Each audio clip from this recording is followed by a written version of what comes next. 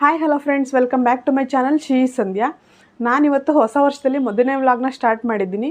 ಇವತ್ತು ಜಾನ್ವರಿ 19. ಇವತ್ತಿಂದ ರೆಗ್ಯುಲರಾಗಿ ವ್ಲಾಗ್ನ ಶುರು ಮಾಡೋಣ ಅಂತ ಅಂದ್ಕೊಂಡಿದ್ದೀನಿ. ಸೊ ಇವತ್ತು ಫಸ್ಟು ದಿನ ವ್ಲಾಗ್ನ ಸ್ಟಾರ್ಟ್ ಮಾಡಿದ್ದೀನಿ.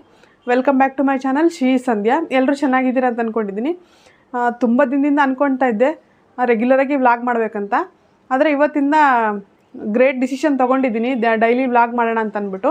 ಹಾಗೆ ಇವತ್ತು ಬೆಳಗ್ಗೆ ಟಿಫಿನ್ ಎಲ್ಲ ಮುಗಿಸ್ಕೊಂಡು ನನ್ನ ಮಗನಿಗೆ ಸ್ವಲ್ಪ ಹೇರ್ ಕಟ್ ಇತ್ತು, ಅದನ್ನು ಮಾಡಿಸೋಣ ಅಂತ ಹೊರಟಿದ್ದೀವಿ. ಅವನಂತೂ ಹೇರ್ ಕಟ್ ಅಸ್ಸಲು ಮಾಡಿಸ್ಕೊಳ್ಳೋದೇ ಇಲ್ಲ, ತುಂಬ ಕೀಟ್ಲೆ ಮಾಡ್ತಾನೆ, ಗಲಾಟೆ ಮಾಡ್ತಾನೆ. ಜುಟ್ಟು ಹಾಕ್ಕೊಳ್ತೀಯ ಅಂದರೆ ನಾನು ಜುಟ್ಟೆ ಹಾಕ್ಕೊಂಡಿರ್ತೀನಿ, ಹುಡುಗಿ ಥರ ಹೇರ್ ಕಟ್ ಅಂತೂ ಮಾಡಿಸ್ಕೊಳ್ಳಲ್ಲ ಅಂತಾನೆ. ಸೊ ಇವತ್ತು ಹೇರ್ ಕಟ್ಗೆ ಹೋಗ್ತಾ ಇದ್ದೀನಿ. ಟಿಫನ್ ಎಲ್ಲ ಆಯಿತು. ಅವನ್ನ ಮೊದಲೇ ಟಿಫನ್ ತಿನ್ನಿಸ್ಬಿಟ್ಟು ಶಾಪ್ಗೆ ಕಳಿಸಿದ್ದೀನಿ. ನಾನಿವಾಗ ಹೋಗ್ತಾ ಇದ್ದೀನಿ ರೆಡಿ ಮಾಡಿ. ಅವ್ರ ಅಪ್ಪನ ಜೊತೆ ಕಳಿಸಿದ್ರೆ, ಒಬ್ಬನೇ ಕಳಿಸಿದ್ರೆ ಅಸಲು ಅವನು ಮಾಡಿಸ್ಕೊಳ್ಳಲ್ಲ ಹೇರ್ ಕಟ್ಟು, ತುಂಬ ಗಲಾಟೆ ಮಾಡ್ತಾನೆ. ಅದಕ್ಕೆ ನಾನು ಕೂಡ ಹೊರಟಿದ್ದೀನಿ, ಸ್ವಲ್ಪ ಗಟ್ಟಿಯಾಗಿ ಹಿಡ್ಕೊಂಡು ಮಾಡಿಸೋಣ ನೀಟಾಗಿ ಅಂತ ಅಂದ್ಬಿಟ್ಟು. ಅವರಿಬ್ಬರನ್ನೇ ಕಳಿಸ್ಬಿಟ್ರೆ ಮೇಲ್ಗಡೆ ಎಲ್ಲ ಇಲ್ಲೆಲ್ಲ ಹಾಗೆ ಬಿಡಿಸ್ಕೊಂಡು ಬಂದುಬಿಡ್ತಾರೆ, ಹಿಂದಗಡೆ ಮಾತ್ರ ನೀಟಾಗಿ ಕಟ್ ಮಾಡಿಸಿ ಇಲ್ಲೆಲ್ಲ ಉದ್ದ ಬಿಡಿಸ್ಕೊಂಡು ಬಂದುಬಿಡ್ತಾರೆ. ಹಾಗಾಗಿ ನಾನು ಕೂಡ ಹೊರಟಿದ್ದೀನಿ. ತೋರಿಸ್ತೀನಿ ಇವಾಗ ಹೋಗಿ ಯಾವ ಥರ ಗಲಾಟೆ ಮಾಡ್ತಾನೆ ಅಂತ ಅಂದ್ಬಿಟ್ಟು. ತುಂಬ ಕಷ್ಟ ಅವನಿಗಂತೂ ಹೇರ್ ಕಟ್ ಮಾಡಿಸೋದಕ್ಕೆ. ಸೊ ಇವಾಗ ಹೋಗ್ತಾ ಇದ್ದೀನಿ. ಹಾಗೆ ಬನ್ನಿ ನಿಮಗೂ ಕೂಡ ತೋರಿಸ್ತೀನಿ ಯಾವ ಥರ ಹೇರ್ ಕಟ್ ಮಾಡಿಸ್ಕೊಳ್ತಾನೆ ಅಂತ. ಸೊ ನಾನಿವಾಗ ಬಂದೆ, ಲಿಫ್ಟಲ್ಲಿ ಹೋಗ್ತಾ ಇದ್ದೀನಿ, ಕೆಳಗಡೆ ಹೋಗ್ತಾ ಇದ್ದೀನಿ. ಬರೋಕ್ಕೆ ಹೇಳಿದ್ದೀನಿ ಆಲ್ರೆಡಿ ಫೋನ್ ಮಾಡಿ, ಶಾಪಿಂದ ಕರ್ಕೊಂಡು ಬನ್ನಿ ಅಂತ ಅಂದ್ಬಿಟ್ಟು. ಬರ್ತಾ ಇದ್ದಾರೆ. ಇವಾಗ ಬಂದ ತಕ್ಷಣ ರೋಡ್ಗೆ ಹೋದ್ರೇ ಸಾಕು, ತುಂಬ ಗಲಾಟೆ ಮಾಡ್ತಾನೆ. ಮಮ್ಮಿ ಹೇರ್ ಕಟ್ ಒದ್ದು ಅಂತ ಹೇಳಿಬಿಟ್ಟು. ನೋಡಿ ಅವನು ಅಲ್ಲಿಗೆ ರೋಡಿಗೆ ಹೋದ ತಕ್ಷಣವೇ ಯಾವ ಥರ ರಿಯಾಕ್ಟ್ ಮಾಡ್ತಾನೆ ಅಂತ ತೋರಿಸ್ತೀನಿ ನಿಮಗೆ.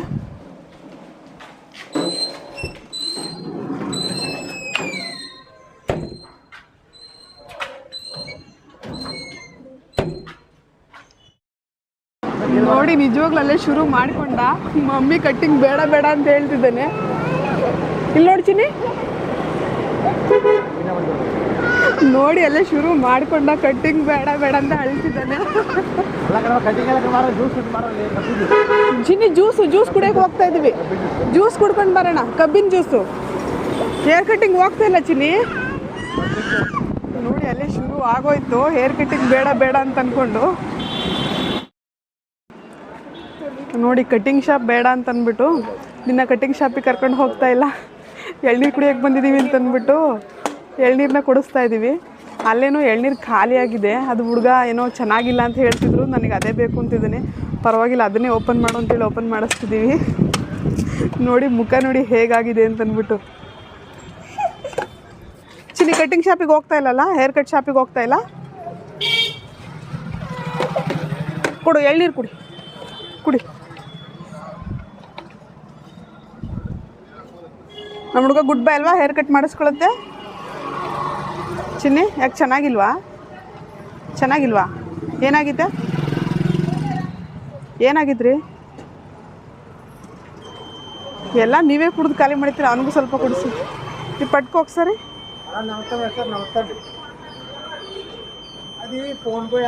ಏನಾಗಿದೆ? ಚೆನ್ನಾಗೇ ಐತೆ, ಕುಡಿಸ್ರಿ. ಕುಡಿಮ್ಮ. ಈಗ ಬಿರಿಯಾನಿ ಕೊಡಿಸ್ತೀನಿ, ಕಟ್ಟಿಂಗ್ ಮಾಡಿಸ್ಕೊಂಡ್ರೆ ಬಿರಿಯಾನಿ ಕೊಡಿಸ್ತೀನಿ. ಕೆರೆ ಹತ್ರ ಕರ್ಕೊಂಡು ಹೋಗ್ತೀನಿ. ವಾಂತಿ ಬರುತ್ತೆ, ಸುಮ್ಮನಿರ್ಬೇಕು, ಒಳಬಾರ್ದು.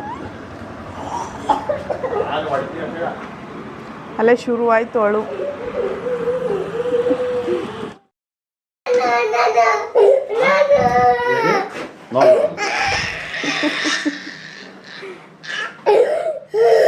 ಸುಮ್ಮನಿರ್ಬೇಕು, ಅಳಬಾರ್ದು. ಗುಡ್ ಬೈ ಅಲ್ವಾ? ಖರ್ಚೀಫ್ ಕೊಡು.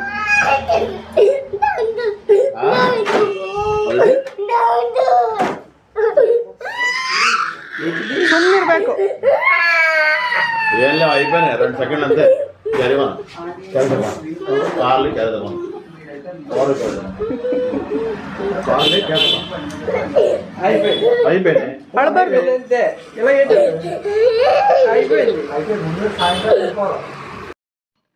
ಹೇರ್ ಕಟ್ ಮಾಡ್ಸೋಕ್ಕೆ ಶಾಪಿಗೆ ಅಂತ ಕರ್ಕೊಂಡು ಹೋದರೆ ಇಡೀ ಊರೆಲ್ಲ ಸುತ್ತಿಸ್ಕೊಂಡು ಕರ್ಕೊಂಡು ಹೋಗಿದ್ದೀವಿ.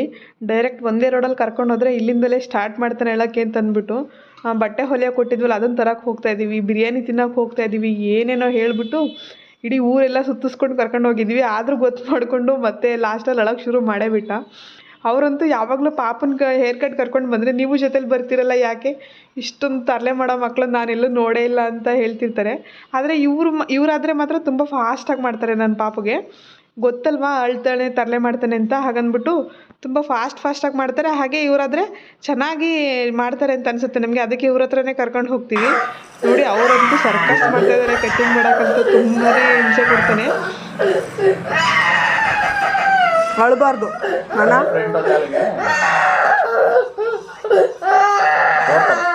ఫ్రెండ్ వద్దు మొత్తం కట్ చేయండి, వద్దు వద్దు ఫ్రెండ్ మొత్తం కట్ చేయండి, మళ్ళీ ఇబ్బంది పడతాడు తీసుకోవడానికి. ಇಲ್ಲಿ ನೋಡು ಎಷ್ಟು ಸೂಪರಾಗಿ ಕಾಣಿಸ್ತಾ ಇದೆ. ಯಾವುದಾದ್ರೂ ಹೊಸ ಹೇರ್ ಕಟ್ ಡಿಸೈನ್ ಮಾಡ್ಸೋಣ ಅಂತಂದರೆ ಇವ್ನು ಮಾಡೋ ತರಲೆಗೆ ಅವ್ರಿಗೆ ಯಾವ ಥರ ಹೇರ್ ಕಟ್ ಮಾಡಬೇಕು ಅಂತಲೂ ಗೊತ್ತಾಗಲ್ಲ, ನಮ್ಗೆ ಯಾವ ಥರ ಹೇಳಬೇಕು ಅಂತಲೂ ಗೊತ್ತಾಗಲ್ಲ. ಯಾವಾಗ ನೋಡಿದ್ರು ಒಂದೇ ಥರ ಎಲ್ಲ ಮೇಲಿಂದ ಕೆಳಗಡೆ ಎಲ್ಲ ಕೆತ್ಬಿಟ್ಟು ಒಂದೇ ಥರ ಮಾಡ್ತಾರೆ. ಸೊ ಇಲ್ಲಿ ಹೇಳಿದ್ವಿ ಮೊದಲು, ಫಸ್ಟ್ ನಾವು ಅಂದ್ಕೊಂಡಿದ್ವಿ ಮನೇಲಿ ಹೋಗಬೇಕಾದ್ರೆ ಇಲ್ಲಿ ಮೇಲ್ಗಡೆ ಚೆನ್ನಾಗಿ ಬಿಡಿಸ್ಬಿಟ್ಟು ಹಿಂದಗಡೆ ಎಲ್ಲ ಫುಲ್ ಕೆತ್ತಿಸ್ಬಿಡೋಣ ಅಂತ. ಆದರೆ ಅಲ್ಲಿಗೆ ಹೋಗಿ ಇವ್ನು ಆಡೋ ರೇಂಜ್ಗೆ ಏನೂ ನೆನಪಾಗೋದಿಲ್ಲ, ಎಲ್ಲ ಮರ್ತೋಗುತ್ತೆ. ಫೈನಲಿ ಈ ಥರ ಆಯಿತು ಹೇರ್ ಕಟ್ಟು. ನೋಡಿ ಇಲ್ಲಂತೂ ಚುಚ್ತಾ ಇದೆ ಹೇರು ಅಂದ್ಬಿಟ್ಟು ಕುಣಿತಾ ಇದ್ದಾನೆ. ಹಾಗೆ ಫಸ್ಟು ಹೇರ್ ಕಟ್ ಮಾಡುವಾಗ ಬಟ್ಟೆ ಹಾಕ್ತಾರಲ್ಲ ಅದನ್ನಂತೂ ಹಾಕಿಸ್ಕೊಳ್ಳೋದೇ ಇಲ್ಲ, ಬೇಡ ಬೇಡ ಅಂತಾನೆ. ಆ ಬಟ್ಟೆ ಹಾಕಿಸ್ಕೊಂಡಿಲ್ಲ ಅಂದರೆ ಈ ಥರ ಮೈ ಮೇಲೆಲ್ಲ ಕೂದಲು ಹರಡ್ಕೊಂಬಿಡುತ್ತೆ. ನೋಡಿ ಇವಾಗ ಹೇಗಾಗಿದೆ ಅಂತ. ಇವಾಗ ಹೇರ್ ಕಟ್ ಆಯಿತು, ಮನೆಗೆ ಬಂದ್ವಿ. ನೋಡಿ ಯಾವ ಥರನ ಅಲ್ಲಿ ಅಳಕ್ಕೆ ಶುರು ಮಾಡಿದವನು ಇನ್ನೂ ನಿಲ್ಲಿಸಿಲ್ಲ ಅಳುನ, ಇನ್ನೂ ಅಳ್ತಾನೇ ಇದ್ದಾನೆ. ಅಳಬಾರ್ದು. ನೋಡಿ ಇವಾಗ ಎಷ್ಟು ಚೆನ್ನಾಗಿ ಕಾಣಿಸ್ತಿದೆಯಾ, ಇರೋ ಥರ ನೋಡಿ ಎಷ್ಟು ಚೆನ್ನಾಗಿ ಕಾಣಿಸ್ತಿದೆಯಾ. ನೋಡಿ ಅಲ್ಲಿ ಕವರ್ ಹಾಕ್ತಾರಲ್ಲ ಅದನ್ನು ಹಾಕಿಸ್ಕೊಳ್ಳಲ್ಲ, ಇಡೀ ಶರ್ಟ್ ಎಲ್ಲ ತೋರಿಸು. ಶರ್ಟ್ ನೋಡಿ, ಶರ್ಟ್ ಮೇಲೆಲ್ಲ ಕೂದಲು, ಎಲ್ಲ ಕಡೆ ಕೂದಲು. ಇವಾಗ ಇದನ್ನು ಯಾವ ಥರ ವಾಶ್ ಮಾಡೋದಂತ ನನಗಂತೂ ಗೊತ್ತಾಗ್ತಿಲ್ಲ. ಅವನನ್ನು ಶಾಪ್ ಹತ್ರ ಕರ್ಕೊಂಡು ಹೋಗೋಕ್ಕೆ ಇಡೀ ಊರೆಲ್ಲ ಸುತ್ತಿಸಿದ್ದೀವಿ. ಇಡೀ ಊರೆಲ್ಲ ಸುತ್ತಿಸಿ ಯಾವ್ಯಾವ ರೋಡಲ್ಲಿ ಹೋಗಬಾರ್ದು ಅಲ್ಲೆಲ್ಲ ಹೋಗಿ ಲಾಸ್ಟಲ್ಲಿ ಅವ ಶಾಪ್ ಹತ್ರ ಕರ್ಕೊಂಡು ಹೋಗಿದ್ದೀವಿ. ಅಲ್ಲಿಗೆ ಹೋದ ತಕ್ಷಣ ನಾನು ಬಿರಿಯಾನಿ ತಿಂತೀನಿ, ನನಗೆ ಹೇರ್ ಕಟ್ ಬೇಡ, ನನಗೆ ಬಿರಿಯಾನಿ ಬೇಕು ಅಂತ ಹೇಳ್ತಿದ್ದ. ಹೇಳು ಇಲ್ಲಿ ಹೇಳು, ಏನು ಬೇಕು ನಿಮಗೆ? ಬಿರಿಯಾನಿ ಬೇಕಾ? ಬಿರಿಯಾನಿ ಬೇಕಾ? ಹೇರ್ ಕಟ್ ಮಾಡಿಸ್ಕೊಂತೀಯ ಬಿರಿಯಾನಿ ಕೊಡಿಸಿದ್ರೆ? ಹೇಳು ಹೇಳು. ಇವಾಗ ಫಸ್ಟು ಸ್ನಾನ ಮಾಡಿಸ್ಬೇಕು, ಸ್ನಾನ ಮಾಡಿಸಿ ಬಂದು ಸಿಗ್ತೀನಿ.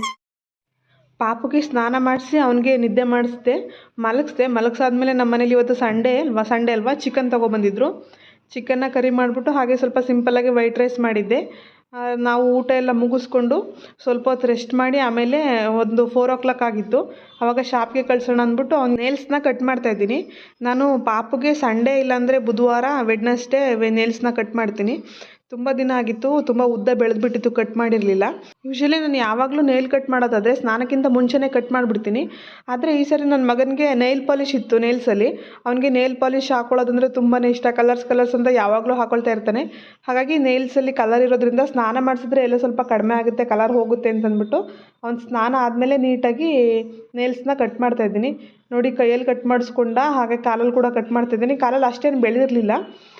ಕಟ್ ಮಾಡಿಬಿಟ್ಟು ನೆನ್ನೆ ಹೊಸ ಚಪ್ಪಲ್ ತೊಗೊಬಂದಿದ್ವಿ ಅವನಿಗೆ ಅಂತಂದ್ಬಿಟ್ಟು. ಹಳೆ ಸ್ಲಿಪ್ಪರ್ ಆದರೆ ಹಾಕ್ಕೊಳ್ತಾ ಇರಲಿಲ್ಲ. ಇವಾಗ ಹೊಸ ಚಪ್ಪಲಿನ ಹಾಕ್ಕೊಳ್ತೀನಿ ಮಮ್ಮಿ, ಹಾಕ್ಕೊಂಡೇ ಶಾಪ್ಗೆ ಹೋಗ್ತೀನಿ ಅಂದ್ಬಿಟ್ಟು ಡಬ್ಬ ತೊಗೊಂಡು ಪಕ್ಕದಲ್ಲೇ ಇಟ್ಕೊಂಡಿದ್ದಾನೆ. ಲೇಟ್ ಆಗ್ತಿದೆ, ಬೇಗ ಸ್ಲಿಪ್ಪರ್ ಹಾಕೊಂಡ್ಬಿಟ್ಟು.